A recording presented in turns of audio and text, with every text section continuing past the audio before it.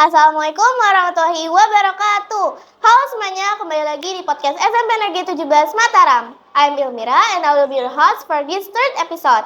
Kali ini kita akan berbincang mengenai desain kurikulum untuk kesetaraan peserta didik. Bersama kita telah hadir dua narasumber, yakni Wakil Urusan Kurikulum Ibu Eli Supatmiati SPD dan Wakil Urusan Kesiswaan Bapak Supata MPD. Terima kasih sudah meluangkan waktu untuk hadir. Baik para pemirsa, sahabat, teman-teman dimanapun kalian berada. Baik, mungkin kita akan mulai ke Ibu Eli terlebih dahulu. How are you, my teacher? I'm fine, thanks Ilmira. Terima kasih sudah diundang di acara podcast hari ini untuk berbagi terkait dengan kurikulum di SMP 17 Mataram. Seperti yang kita ketahui, Bu Guru, SMP 17 Mataram telah menerapkan kurikulum di sekolah kita ini. Boleh nggak sih Bu dijelaskan sedikit mengenai apa itu kurikulum merdeka? Kurikulum merdeka itu adalah pembelajaran yang intrakurikuler yang mengoptimalkan konten untuk semua siswanya dan memberikan keleluasaan untuk semua guru yang ada di sekolah tersebut untuk menggunakan metode ajar sesuai dengan kebutuhan yang ada pada siswanya masing-masing. Sehingga apa yang ingin dicapai, artinya siswa maupun guru merdeka menentukan perangkat ajar yang akan mereka gunakan untuk kegiatan proses belajar mengajar. Seperti itu, Ilmira.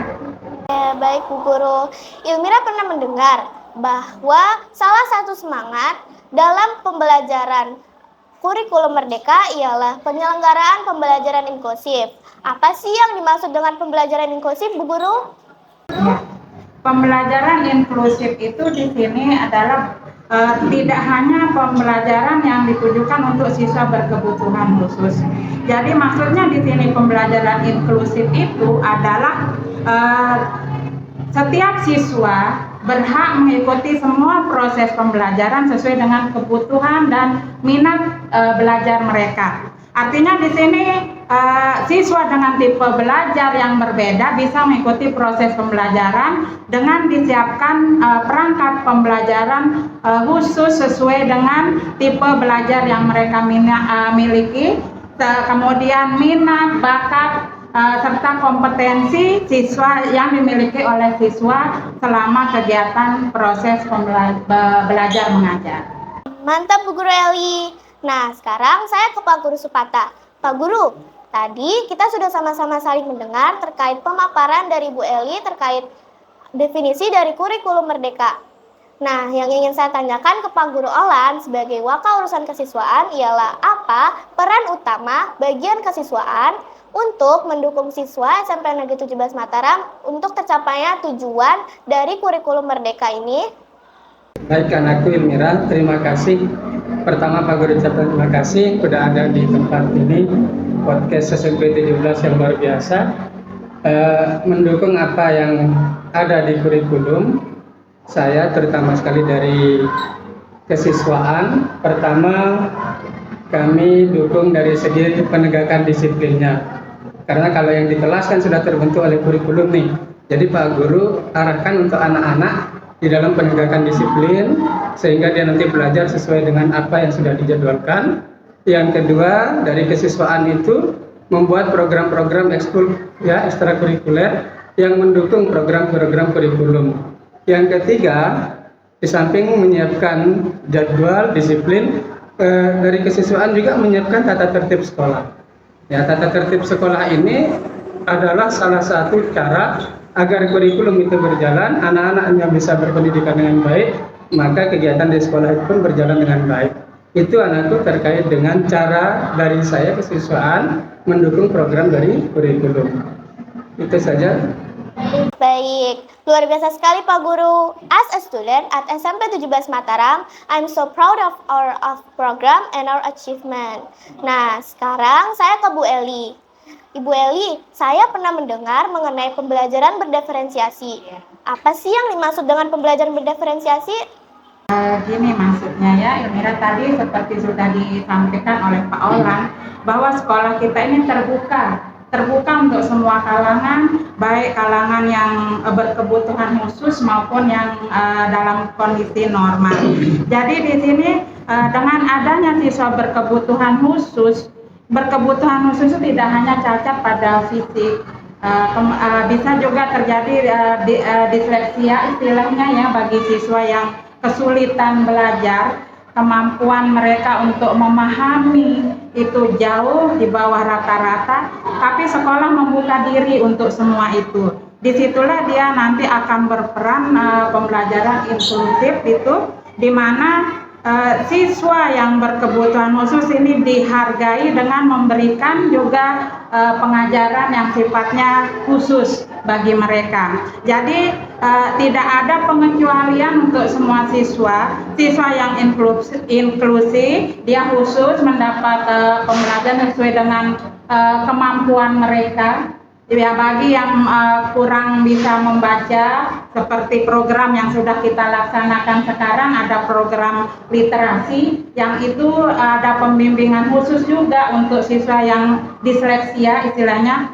Jadi siswa-siswa yang dengan kebutuhan khusus tidak bisa membaca ini atau sulit memahami suatu bacaan literasi, kita berikan pembimbingan secara khusus. Jadi pendidikan inklusif itu tidak membedakan siswa, menghargai kebutuhan siswa di sana. Jadi semua terpenuhi dari sisa minat, bakat siswa dengan metode pengajaran yang kita laksanakan di sekolah ini. Oke, luar biasa sekali Bu Eli. Well, I'm still with you now and still talking about pembelajaran berdiferensiasi.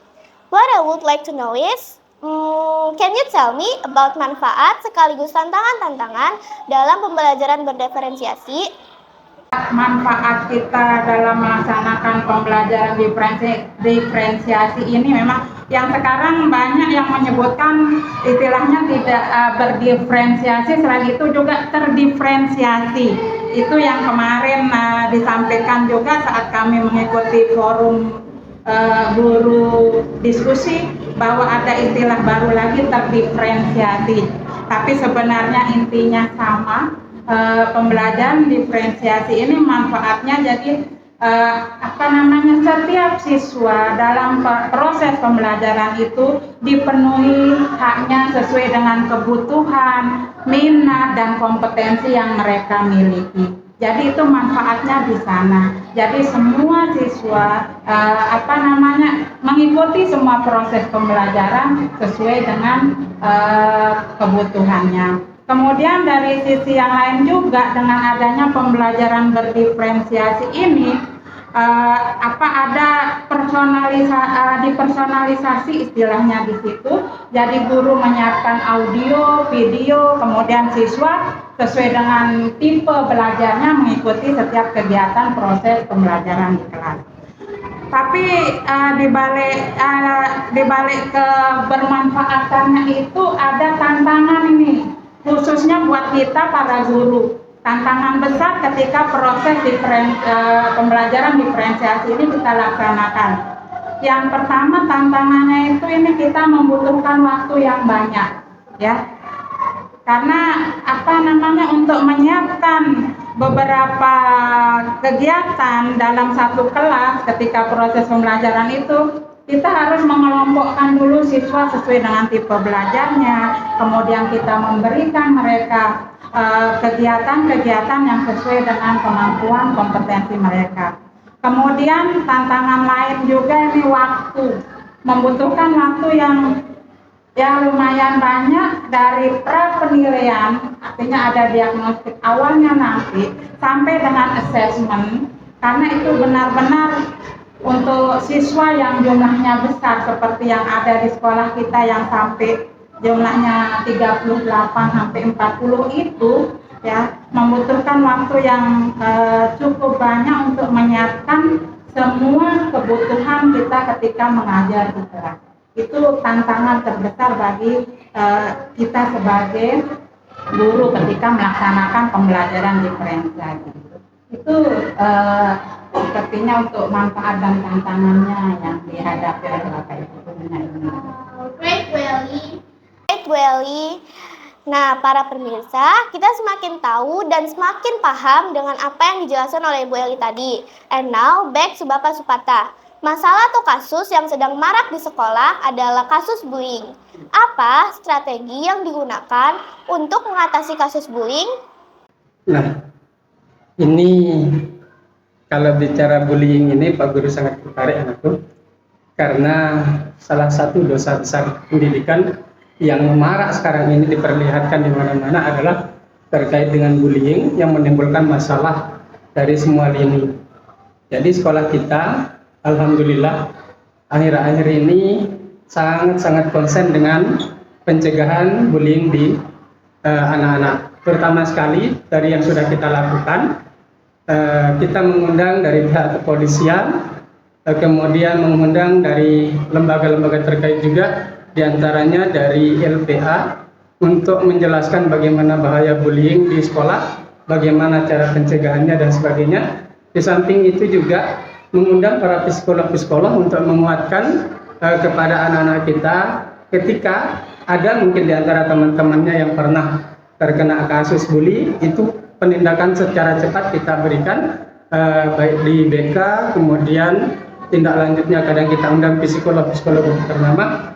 Selanjutnya juga di samping Pak Polisi, psikolog, kita juga di semua dinding dan semua lorong-lorong itu kita tempel pencegahan bullying, anti bullying, dan selalu kita setiap pembelajaran mengajak anak-anak kita untuk stop, mulai detik ini stop bully, stop kekerasan di sekolah, kemudian juga stop bagaimanapun caranya tidak ada perbedaan di antara teman-temannya. Buat itu semua sama di pendidikan, semua sama di teman-temannya, sehingga dengan konsep itulah sekolah kita selama ini alhamdulillah terhindar dari bullying, terhindar dari tindak kekerasan, karena selalu kita buat pencegahan sebelum terjadi apa yang tidak kita inginkan di sekolah.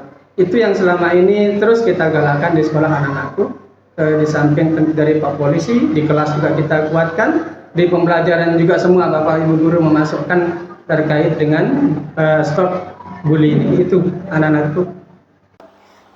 Baik Pak Guru, terima kasih. Semoga kasus bullying ini tidak terjadi di sekolah kita ini. Baik Bu Eli, Pak Lan, mungkin ini adalah pertanyaan terakhir. Apa, dan mungkin pertanyaan sama ya Pak Guru, Bu Guru.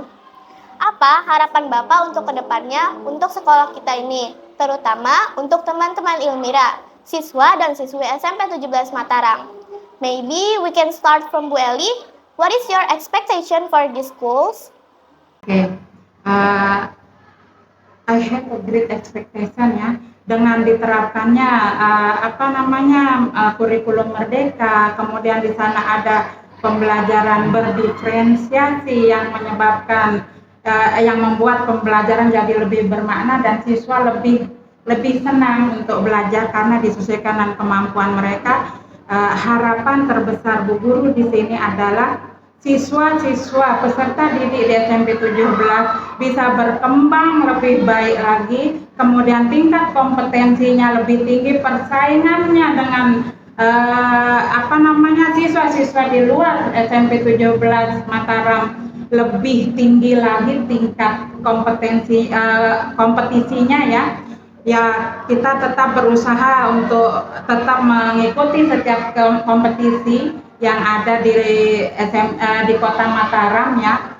Walau apapun hasilnya nanti. Kemudian untuk perkembangannya ke depan nanti, Bu Guru besar sekali harapannya dengan ramuan dan tangan-tangan terampil dari Bapak Ibu guru hebat yang ada di SMP 17 ini semakin membuat siswa lebih giat lagi belajar. Kemudian kami Bapak Ibu guru tambah greget lagi dalam mengajar dengan menyiapkan berbagai hal, terutama ada dukungan yang tinggi sekali dari Ibu Kepala Sekolah Ibu Hartati Pancamardikawati yang sekarang sedang memimpin di SMP 17 ini. Semoga kedepannya SMP 17 ini peserta didiknya tambah cerdas, berprestasi, berkarakter, dan ditakuti oleh siswa-siswa lain di Kota Mataram dengan prestasi yang mereka miliki. Itu yang menjadi harapan dari guru. Baik Bu Eli, dan sekarang kita ke Pak Olan. Bagaimana Bapak? What is your expectation for these schools? Apa harapan Bapak ke depannya untuk sekolah kita ini?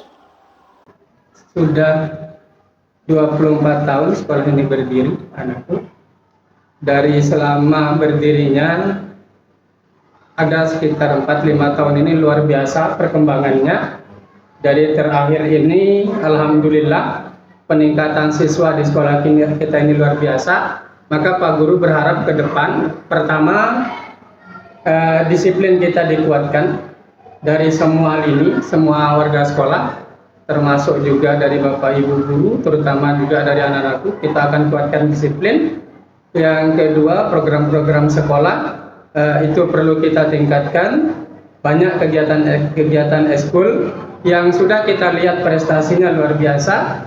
Kegiatan ekskul kita banyak juga dilirik oleh instansi-instansi pemerintah. Kita sering diundang oleh kepolisian, sering diundang oleh tentara, terutama dari ekskul gendang beli itu untuk menyambut para tamu mereka. Kita dipakai. Di samping itu juga setiap gawe-gawe besar Kota Mataram, alhamdulillah kita salah satu sekolah yang tetap mendapat undangan untuk ikut mengisi acara-acara wali kota. Terutama kemarin terakhir acara besar yang ada di Sangkareang, ada di Kota Mataram itu kita mengikuti juga. Di samping itu anakku terkait dengan program ke depan, Pak Guru berharap juga kita semua bisa istiqomah. Apapun program yang dijalankan oleh sekolah, kalau tanpa istiqomah, tanpa kontinuitas, tanpa kesadaran kita bersama, maka tidak ada artinya. Jadi istiqomah ini sangat penting. Itu yang mau kita kuatkan untuk mengejar prestasi kedepannya jauh lebih baik lagi. Di bawah bimbingan sesuai dengan apa yang disampaikan oleh kurikulum tadi, Ibu Eli, di bawah bimbingan Ibu Hartati Pancamardikawati, alhamdulillah sekolah kita ini sudah luar biasa. Di akhir-akhir ini sangat-sangat dilirik dari kementerian dan dari instansi-instansi terkait. Itu harapan besar Pak Guru ke depan. Semua program diikuti, semua program berjalan dengan baik dan istiqomah. Itu terakhir dari Pak Guru, anakku Ilmira. Terima kasih. Terima kasih, luar biasa Pak Guru dan Bu Guru. Semoga apa yang menjadi harapan Bapak dan Ibu Guru bisa menjadi kesejahteraan untuk kita semua dan siswa SMP 17 Mataram. Baik teman-teman, and all of my friends, sampai di sini dulu ya Ilmira menemani kalian. I wish that what we have done today can be a motivation to all of us to be better.